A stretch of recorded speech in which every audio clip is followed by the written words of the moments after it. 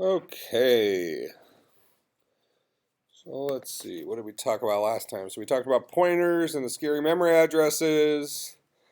Um, talked about passing parameters to functions, passed by value versus passed by address, and this idea of side effect. And all this was in context of talking about the evolution of C++.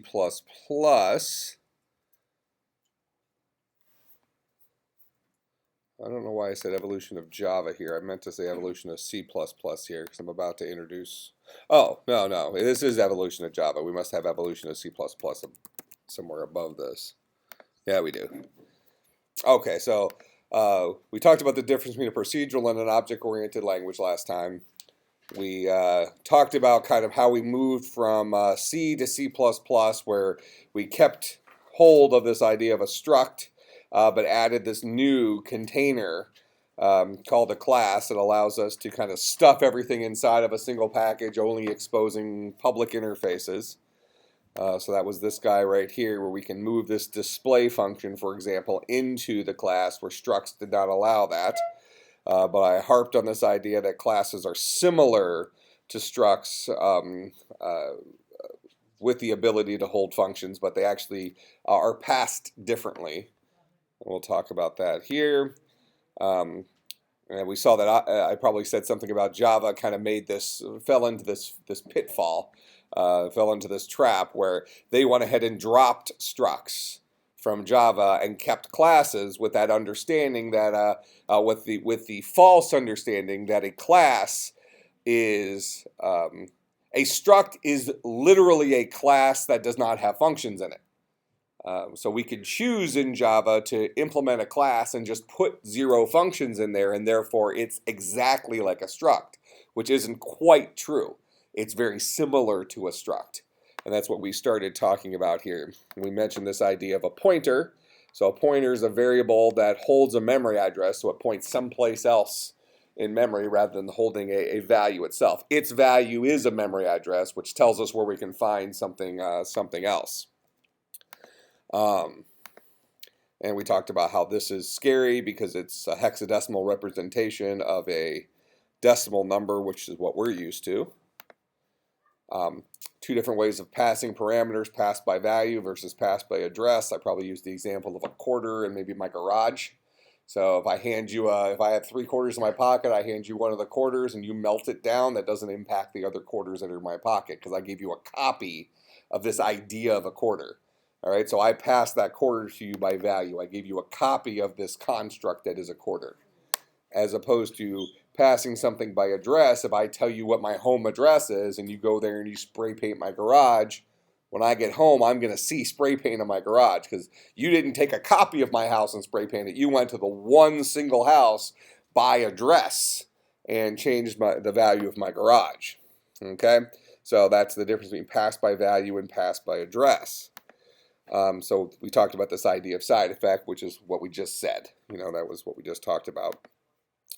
All right, so here's this, let's talk about structs versus classes in terms of passed by value, etc. So structs versus classes, this is the explanation of why they aren't literally identical, is structs are passed by value by default.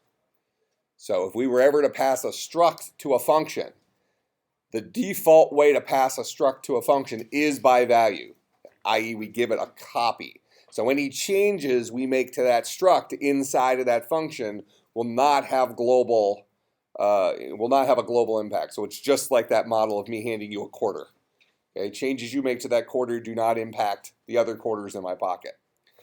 All right, so structs are passed by value by default. Classes are passed by address by default.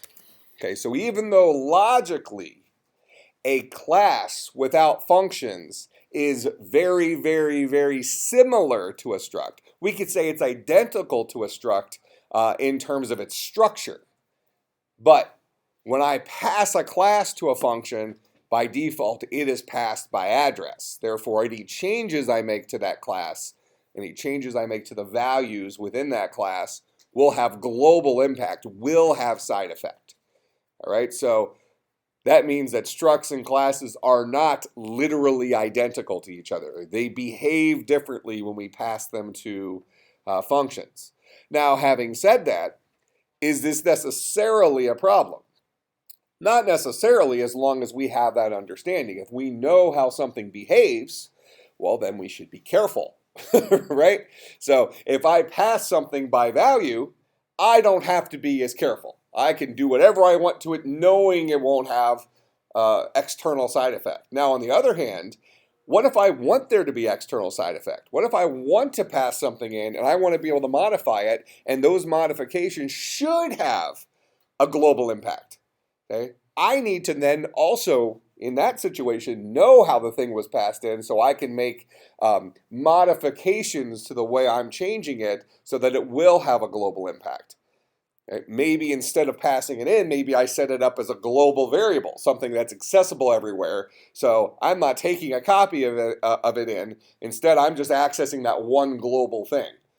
Okay, so it's kind of like I'm passing it by address, where I'm actually it's accessing it by value, but that value only exists once.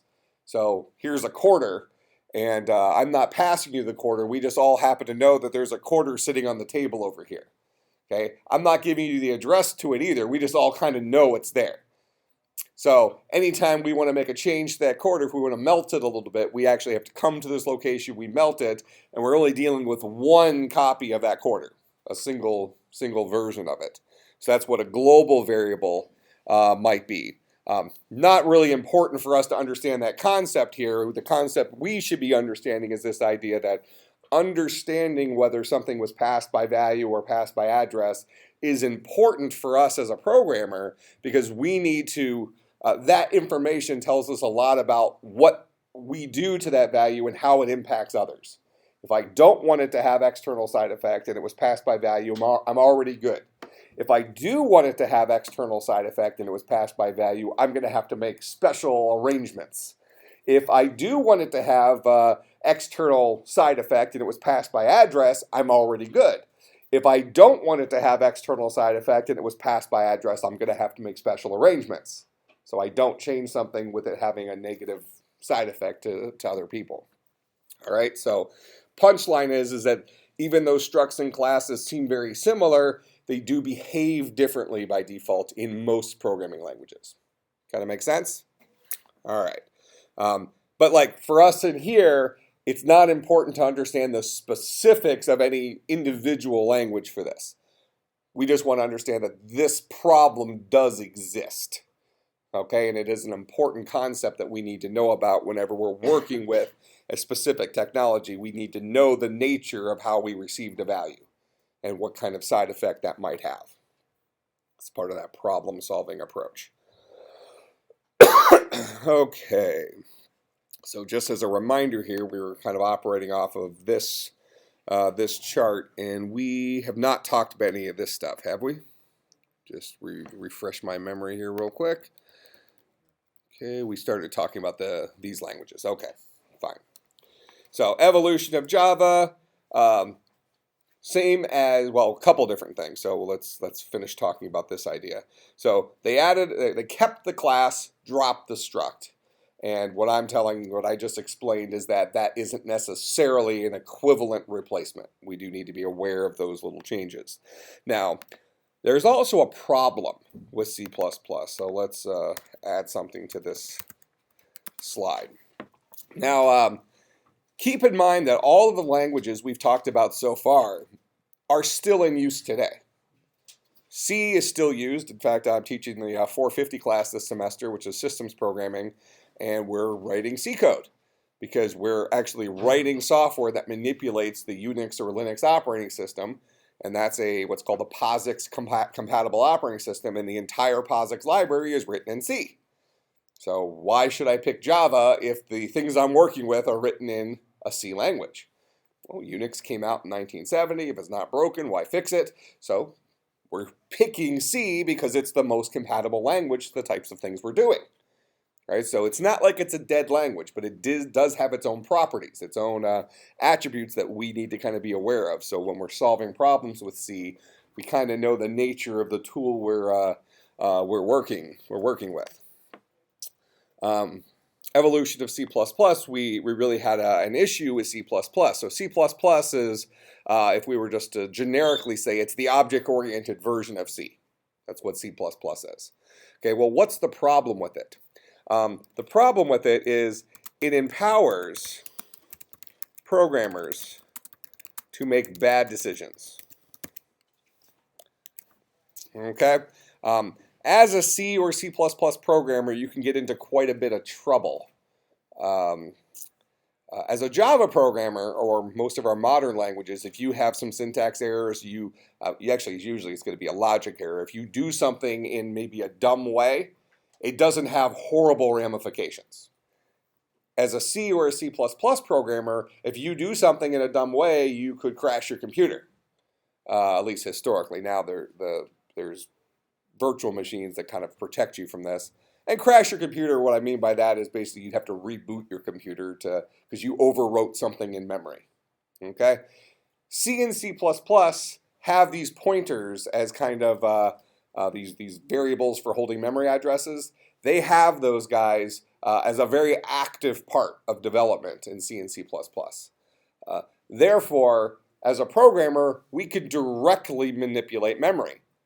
That is, I can go and say I want to overwrite part of where the operating system is stored in memory with a bunch of numbers, which is then going to have a negative impact next time the operating system tries to access that part of memory.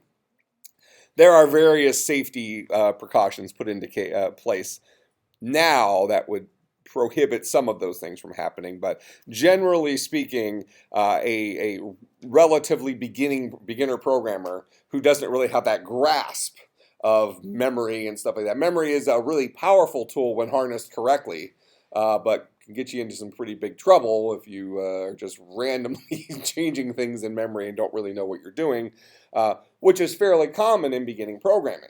So most of you are going to find when we start solving problems, even though we're going to be using a tool in here called Blockly, which is all visual, so we can't do too much damage, we're still going to find that in our mind, we think we've done A, B, and C, but we've actually done X, Y, and Z.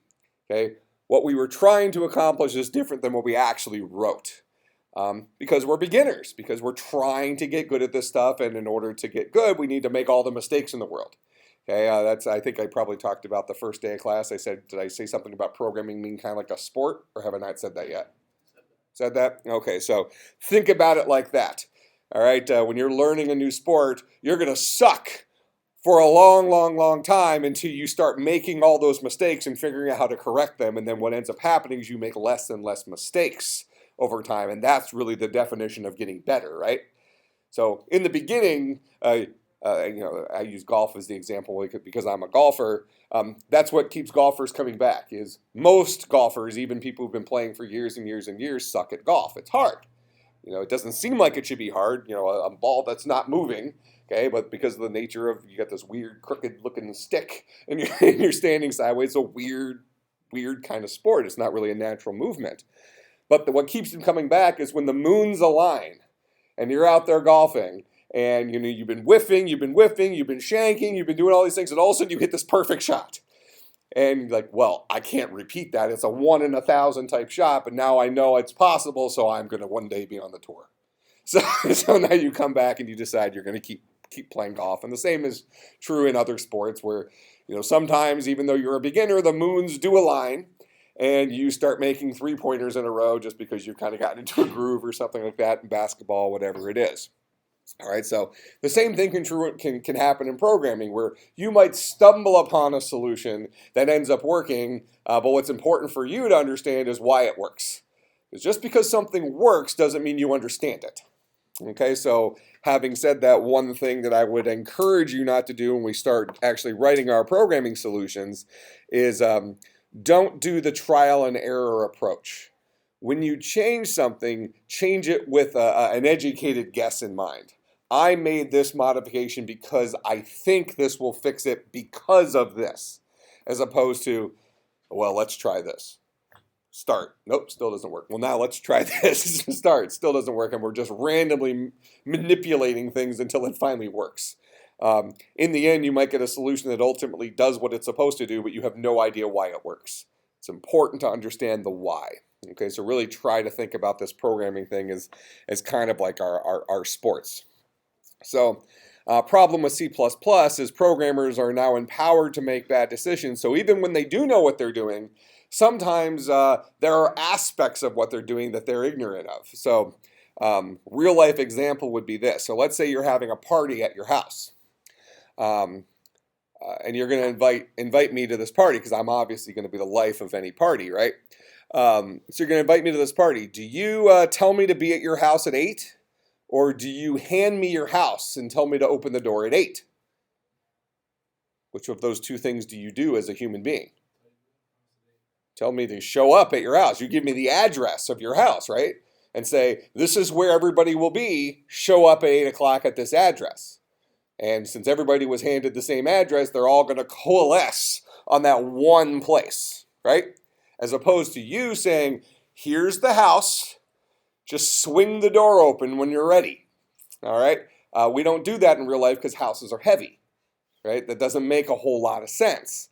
Now, on the flip side, so let's go on the other side of it. Let's say you come up and ask to borrow a quarter, or ask to have a quarter. Let's forget about the borrowing part of it. Do I send you on a wild goose chase where I once saw a quarter down a street somewhere near a gutter? Or if I have a quarter on me, I'm feeling in a nice mood, do I just hand you the quarter? Okay, I hand you a copy of a quarter, and now I'm 1 quarter short, you're 1 quarter heavy, and life moves on, right? Okay, so in that case, we choose to hand somebody a quarter rather than sending them on a mission to go and find some quarter hidden by some dumpster somewhere, right? Okay, why is that? Why did we decide to hand them a quarter instead of tell them where to find the quarter when we told them where to find the house instead of handing them the house? We did the exact opposite with the quarter. Quarters are light. We can lift a quarter. It's convenient to do that. Now, could we tell somebody where to go and find a quarter? That certainly benefits us because now we still have our quarters, right? Okay, it's like, hey, you need a quarter, you're going to have to work for it. we send them off. Okay, so that wouldn't be a completely unreasonable thing to do in real life. It would just kind of be kind of a jerk thing to do, right? Okay, but the house thing would always be unreasonable. Okay, I don't care how little your house is if you're in one of those mini homes. Have you seen those on the TV shows? Okay, I mean, they still are pretty heavy. I don't think I could budge one of those, at least not with like horrible back spasms and stuff like that, okay? So it's never appropriate to hand somebody a house. Now, C++ empowers the programmer to hand somebody a house. As a programmer, we could choose to say, here's the house, open the door at 8, relatively speaking, okay? We can choose to pass a object or pass any large data structure and see. I don't want to go into too much detail what those things might be, but I can pass something big by value if I wanted to. I'm empowered as a programmer by this language to make that decision. Okay? And the reality is the default way that could happen is I could accidentally pass something by value as opposed to passing it by address, not really knowing that I had the option. Okay, so I can get into some trouble as an inexperienced programmer with C++. Now, like you told me a few minutes ago, in real life, it would never, ever, ever make sense to hand somebody a house, right? So is it true that that's really a decision that the language could make for us? We could say, as a general rule, you will never hand a house by value. You will always give somebody the address of a house because it makes more sense. All right? So would it be reasonable for us to say that there are decisions like that we could take away from the programmer and put that burden on the language itself? And things would then be easier for the programmer. They have less stuff they have to do, which means there's less stuff they have to remember. Okay, so maybe they can focus more on the other stuff they have to remember. And the language is doing some of that heavy lifting for them. That seems like something that could certainly happen, right? All right, so, and we see this with cars, right? How many of you drive a stick shift versus an automatic transmission? One stick shift? That's usually about the 1.5. I hit that arm. Okay, so you drive a stick. I have a buddy. senior in CS, Tim Huseman, who drives a stick shift, and he recently just got a new car, and you're thinking, so I'm thinking historically, when I was younger, stick shift is fun, right? Because it's like a video game. Okay, but then you get to kind of the point when driving is kind of not really a fun thing. It's kind of like a get from point A to point B thing. And you got your sandwich in one hand and the coffee in the other hand, and now you got this. It's like, I kind of want to be able to have constant contact with the coffee at the cost of not having to mess around with the stick shift thing. So it went from being fun to being a burden, right? In at least many people's eyes, if you're a car enthusiast and stuff like that, or you do racing, obviously that's always, I mean, I think you can accomplish better things with a stick shift if you know what you're doing. I think that's a true statement, all right? But generally speaking, for most of us, an automatic transmission is probably fine, right? Put it in drive and just go. let the car make all those decisions for you, okay? But what was interesting, where I was getting at with Tim, is so he just got this new car and he got a stick shift again. And I'm thinking about it like if I already had one before, that's fine. I'm kind of shifted out. But who knows? He likes it, so it's and he gives me free rides to the airports when I need them. So who am I to complain? So in any case, certainly we see this example in real life. There are times when technology makes some of those decisions for us, and that's perfectly reasonable. All right. So this was a problem with C++ for some people. Okay. Other people, let's call them, let's say professional developers who really understood that world of memory and whether something is passed by address or passed by value, they can leverage that as a tool. Because just like a few minutes ago, I mentioned that, sometimes if something was by default passed by value, but you needed to act like it was passed by address, you could make, modifications. You might have to take, have a backup plan. Well, now you can choose to change the way something was passed in. Rather than rely on the default, you can say, well, I'm just going to pass this in by address because I need it to act like that. If you're an advanced programmer and you understand what you're getting into, C++ gives you the flexibility to do that. So now you can solve those problems very easily because you're able to wield that sword the correct way. Okay? Whereas the beginning programmer, there's so many things you're already having to juggle. That's one additional thing that's kind of maybe just confusing this stuff. We think about it like the stick shift. So if you've never driven a stick shift before, or you haven't driven one in a while, and somebody's trying to teach you how to drive a stick shift, you kind of look like an idiot for a little bit, right? It's stalling out, you keep popping the clutch, you don't know which gear, you start off in fourth gear, and you're just having to gun it until it kicks in.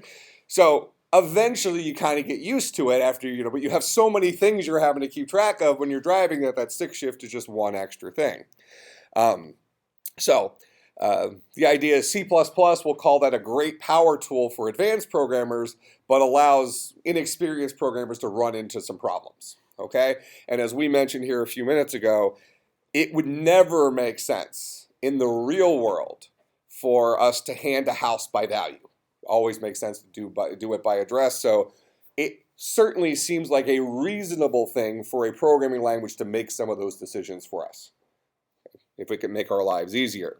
So that's one of the things Java did. This is one of the things it brought to the table. So Java took many decisions away from the programmer and instead made those automatically. And we can say that a majority of the time, probably a high majority of the time, 99.9% of the time, is probably not horribly off. Java makes the right decision. But every now and then, when you're in a situation and you're an advanced programmer, you're trying to accomplish a very specific thing for a certain problem, sometimes Java gets in the way. Java has created a scenario where something that would have been relatively easy to solve in a language like C or C++ is now arbitrarily difficult to solve in Java because of all the protections that are in place, right? Kind of like maybe like golf carts. Golf carts, a lot of them have governors put on them so they can't go too fast. Right? So you start going down a hill and you're flying and it slows you down and kind of ticks you off. Well, if you just took that off, you go really, really fast. But that's actually a bad thing for golfers, because I've seen a whole lot of drunk golfers flip golf carts into lakes. You ever seen that happen in live? I saw it happen twice on one hole once. Yeah, golf outings where they're giving away free alcohol tend to lead to funny events like that. Um, and then what's funny, I've never actually seen somebody really get hurt, but these people are so drunk they can't swim, but they're only in like 3 feet of water, okay? But they like have trouble climbing out of this open golf cart. It's highly entertaining. Okay, so these are things that Java did. So we can call Java, if we're trying to put it in context, Java is kind of like our automatic transmission car. All right, they took a lot of the extra work away from the programmer so they could focus on the things that really couldn't be automated. It'd be great if we can just automate the whole thing, right? And we don't even need programmers anymore. But Java took some of those extra things off of our plate, and most of the time it's a help. Every now and then it gets in the way. All right. Java also protected the programmer through something called a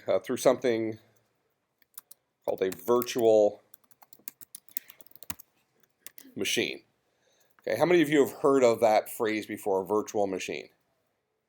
Okay. Do you know what it is? What does it mean for something to be a virtual machine? We talked last class or a couple of classes ago that there's all these buzzwords, technology buzzwords out there that likely mean something relatively easy, but there's all these things that are kind of in our vocabulary, whether we put them there or they were shoved down our throat through some Facebook feed or something like that, that we're aware of, but we have no clue even what realm of reality it belongs to, right? So virtual machine is maybe one of these. Did anybody here know what a virtual machine was or want to take a guess? Okay, simulation of the real thing. I think fair enough. Probably the more correct word would be emulation, but let's say that's fair enough. So we think about a machine. So let's replace the word machine with computer. So we can say virtual computer. My wife made fun of me the other day because I usually call computers a machine. I'll ask somebody, what kind of machine do you use? But she says that's not a normal question. It might be something left over from 30 years ago when I started, messing with this stuff. So whatever, but whoever, the people who came up with virtual machine agree with me. So I guess that's more important. But so we could replace that and say virtual computer if you want. So we have this idea of a computer. Okay, and computers run an operating system. That operating system is a piece of software that allows a human being to talk to the computer more easily. We like to double click on stuff or type things rather than having to, individually feed electrical signals into the hardware, right? Kind of be difficult. It would be difficult for us. And when you were in the 150 class, I assumed you talked about some of these old computers with vacuum tubes and stuff like that. Where representing a 0 and 1 is like turning on a light bulb. Okay, so we prefer to interact with our computers with the whole double click thing, right? So that's what the job of the operating system is for us. It provides that mechanism. So what a virtual machine does is it emulates that. So instead of having a physical computer sitting here, we have actually a piece of software, a computer program, that acts like a computer with an operating system. So it acts like something that we can talk to. Now what's nice about that is imagine a physical computer like this, so a real computer, and let's have 3 different virtual machines running on it. So this computer has 3 programs running at the same time. And each of those programs, the type of program it is a virtual machine.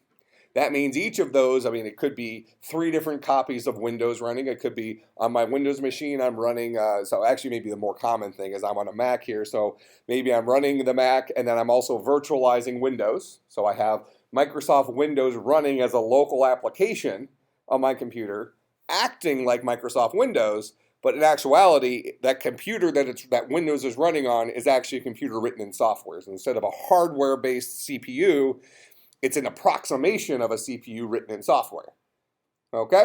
So I'm sharing some of my system resources. So some of my memory is going to that virtual machine. Some of my hard drive space is going to that virtual machine. But at the same time, I'm able to run Windows inside of my Macintosh operating system without having to reboot into Windows. Great. Similarly, I can have another program running on here that's running the Linux operating system inside of the Mac operating system. So it's running in its own virtual machine. Okay?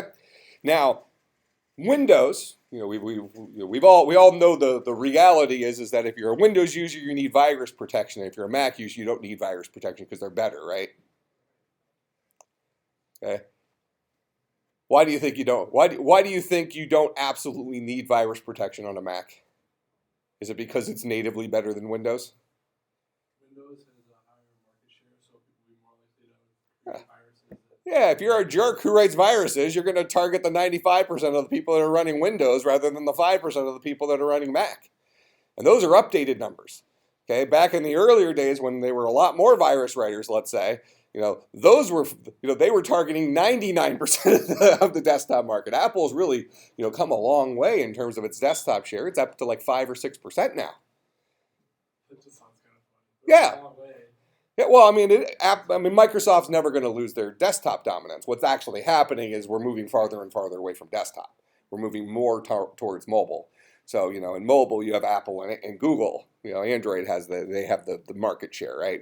Microsoft has nothing. But, now could you make the argument that the Mac OS is a little bit more secure than Windows? I think you could, but it has nothing to do with Apple. It has to do with the fact that Apple based their operating system on Unix. And the Unix operating system has been around since 1970, so it's kind of been time tested for security flaws. That doesn't mean they don't exist, but it's probably fair to say that it's easier to find a security flaw in Windows than it is to find it in Unix. Therefore, it's easier to find a security flaw in Windows than it is to find it in the Mac OS. In fact, most of the security flaws you're going to find in the Mac OS are when Apple broke something that it took from Unix. Most of them came from when Apple had to change something. So punchline is that I typically tell technology students when they're buying a new machine that the correct machine to get is a Mac. Not because Macs are better. It's because it's 2 machines for the price of 1.7. You look at it from that perspective, you can run the Mac OS, you can run Windows on the same machine, and it's only 1.7 times the price of 2 machines. Okay, as opposed to, if your grandpa who's just going to check his email, get a Hewlett-Packard budget pleaser. It's going to be perfectly fine. Why get a Mac just because it looks pretty? It's got the same crap inside of it, right?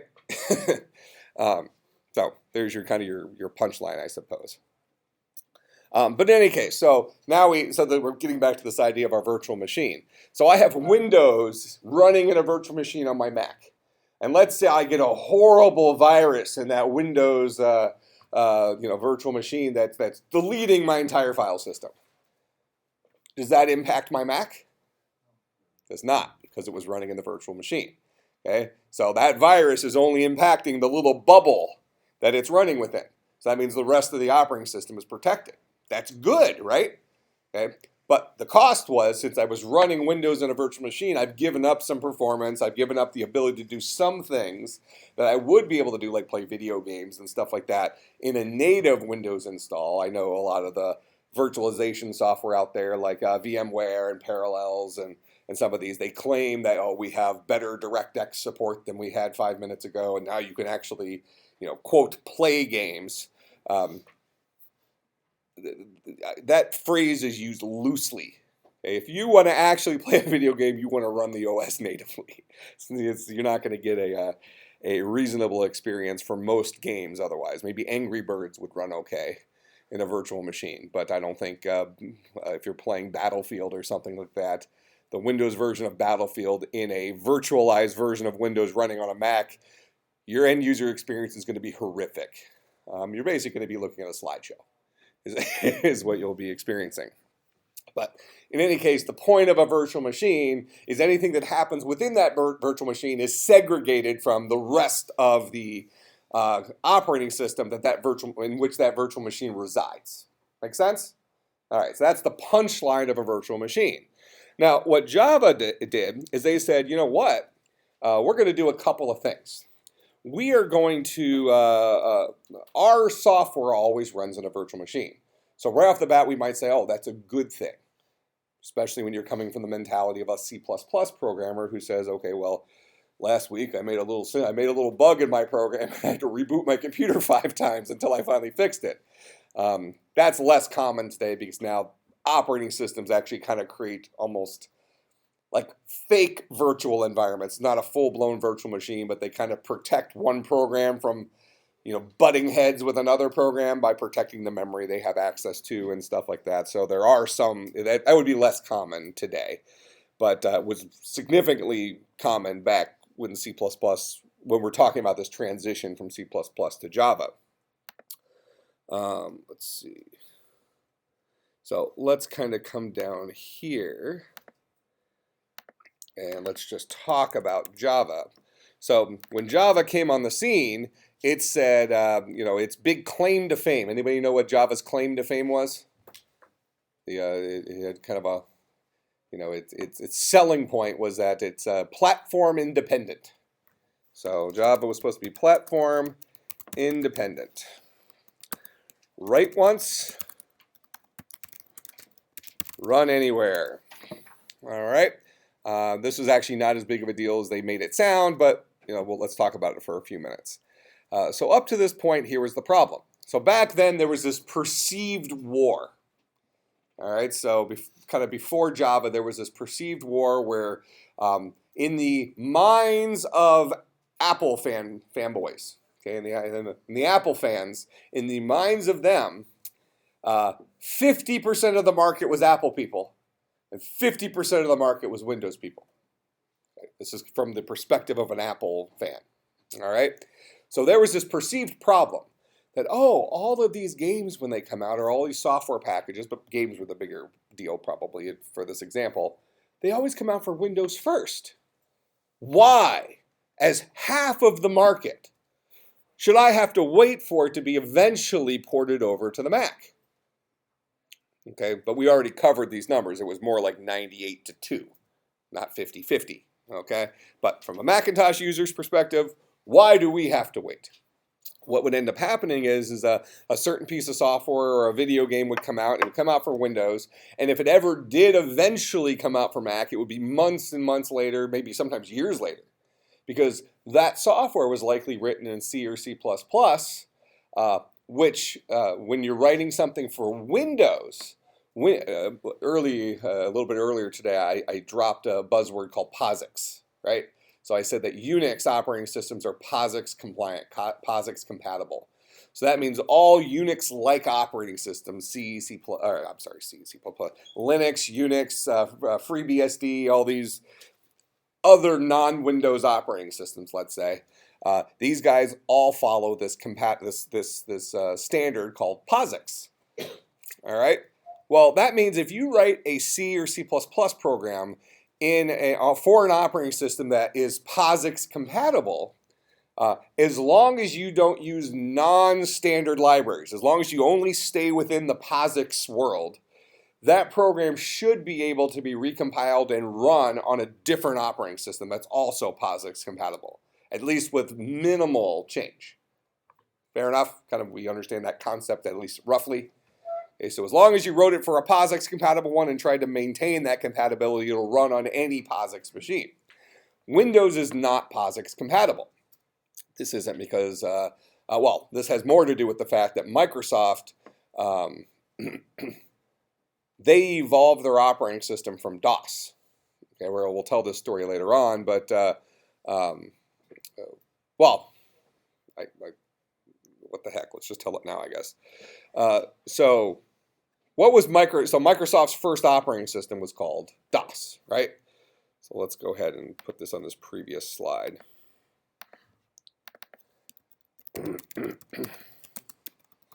This will set it up. So obviously we had this 50-50 war, right? Apple versus Microsoft, they both owned half the market. Now, in the early days, before Microsoft was super popular, Apple was actually the bigger company. Apple was the cool kid back then. Kind of like Apple has kind of sort of become the cool kid today relative to Microsoft. They're losing a little bit of their shine now, but whatever. So Apple and Microsoft were partners. Well, really, it was Microsoft working for Apple. And this was Microsoft's, if Microsoft had a claim to fame, what did Microsoft do that really revolutionized? Let's just actually say it here. Based on what you already know, what did Microsoft do that really revolutionized computing? The technology world we live in today. A workable user interface for common people. Okay. So you're focusing on the operating system side of things. Okay, I mean, I would say ultimately that was delivered to us that it really didn't come from Microsoft. Okay, so maybe the Office stuff. Okay, no, still not there. Huh? Graphics? No. Go ahead. Price. No.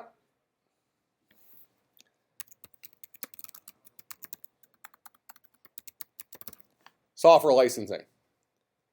So before Microsoft was a household name, IBM kind of ran the show. Okay, they ran the world of technology. And this is actually one of the most famous and famous quotes and probably one of the most profitable meetings in the history of meetings was when Microsoft met with IBM. This was kind of after the transistor had been invented and the price had come down, and this idea of personal computers, individuals being able to afford a computer that was smaller than the size of a desk fitting in their house. Microsoft went to IBM to try to see where they can insert themselves in this new emerging market. Microsoft had this future belief that the future is in desktop computers. Okay? And that has proven to be true, correct? You know, hindsight's 2020. But back then, the only computers people had were these giant computers that really, really, really rich companies had, or the things that were the size of gymnasiums, that kind of stuff. So Microsoft goes into this meeting with IBM. Okay, and in this meeting, Microsoft was trying to convince IBM, who admittedly was at least dabbling with the idea that they want to get into the personal computer market, because IBM was the king of hardware back then. So they're already making $1 zillion a year off of, this is IBM, they're making $1 zillion a year off of the enterprise market selling computing stuff to big companies that have lots of money and have very specific business needs internally and things like that. But now IBM says, well, how can we get everybody else's money too? Now that this idea of a personal computer is becoming a thing. All right, so Microsoft goes in this meeting and with the knowledge that IBM is at least dabbling with this idea of personal computers, and they say to IBM that, hey, your computer is going to need an operating system. And we talked about operating systems a little bit ago. We were saying it kind of is that piece of software that sits between the user and the hardware so that we don't have to send electricity into circuit boards or turn on light bulbs and stuff like that. So the operating system is a pretty important part of that personal computing experience, right? All right, so Microsoft's sitting there across the table. And so this is Bill Gates, Paul Allen, and who else was at the meeting? Maybe one or two other guys from Microsoft. In any case, so they're sitting there and they're saying, okay, yeah, you guys are going to get in the personal computer market, but you really need an operating system to drive your hardware. So IBM, being the big wig and super powerful company, whatever, is listening to this little guy telling them what they need, and Microsoft said, hey, you don't even have to take our word for it. In fact, we're going to make this easy for you, completely low risk for you. We don't want to sell you our operating system. Instead, we want to license it to you on a per machine basis. When you actually sell a computer, then you'll give us money for that one computer, a licensing fee for our operating system running on that one computer. Zero risk to IBM, right? Beyond what they were already going to take. If we sell computers, we'll give Microsoft a little money. If we don't, this whole meeting's a waste. All right? So if you're IBM, sounds like a pretty sweet deal. Like, okay, well, certainly we need an operating system. Great. And now we have a guy sitting across from us willing to play ball with us, where only if we're successful will they be successful. Sounds like a good gig, right? So IBM says yes. Anybody know what the real problem was in that little meeting? Well, first of all, it was kind of the invention of software licensing, which I'm talking about is a pretty big deal. There was kind of an ethical gray area, I use gray area loosely here, that happened at that meeting. Anybody know what that was? So Microsoft just made this huge deal with the biggest technology company in the world. And they agreed to license their operating system to IBM on a per machine basis. They didn't have an operating system. They sold IBM smoke and mirrors. They literally did not own an operating system. Microsoft. It would be like me walking into a company and saying, you know what, as you sell your product, I want to license you my time traveling device on a per machine basis. So as you sell your product that comes with time travel now, it's a new refrigerator. It's a time traveling refrigerator. It's a thing. I've seen it on the commercials, right? The guy can get leftovers from tomorrow. You seen that one? Yeah, it makes sense. Okay, it would be like that. Well, I mean, we would all presume that I don't have a time traveling machine, or do I, right? Okay, so Microsoft did this. They made a deal with IBM for a product they did not have. So now what does Microsoft need to do? Well, they gotta go find an operating system, because writing an operating system is not something you do in 5 minutes. It's kind of a big, big task. So now that they've sold an operating system to IBM that's going to start shipping computers shortly, they don't really have time to go write an operating system, so they're going to have to go and find an operating system. Now, today, people are writing software all over the place. But back then, when personal computers weren't even a thing, do you think there was a whole lot of operating systems just floating around? No. So they went to this, there was a rumor that there was this guy who owned a little computer parts shop. So think of it like a Radio Shack, but in the late 70s, early 80s type thing. Okay, so you got the same creepy employees, okay, but with a whole bunch of weirder stuff on the. So they go and they heard a rumor that this owner of the shop had written an operating system. It was like a hobby, it was fun for him. And I could relate to that. I do that. I create programming languages, and I've written some operating systems. I like doing that. It's fun for me. It's kind of like video games for me. So this guy was just kind of the same way. So Microsoft goes up to this guy with this little tiny mom and pop hardware store, and back in a time when there really weren't computers. So I can't imagine this guy was rolling in the dough. Okay. So they go in there and say, hey, we hear you've been working on an operating system. The guy goes, yeah. It's kind of my pet project I've been working on because I don't have any customers that come into my shop. So I needed something to do with my time while I'm slowly going out of business. And Microsoft says, oh, okay. So they look at it or whatever, and they say, we'll give you $50,000 for that. Okay, well, $50,000 back then was a lot more than $50,000 today. Okay. But it still wasn't a ridiculous amount of money. I think I did the math at some point. I think it was maybe like $500,000 today or $600,000 today, something like that. Certainly more impressive, but whatever.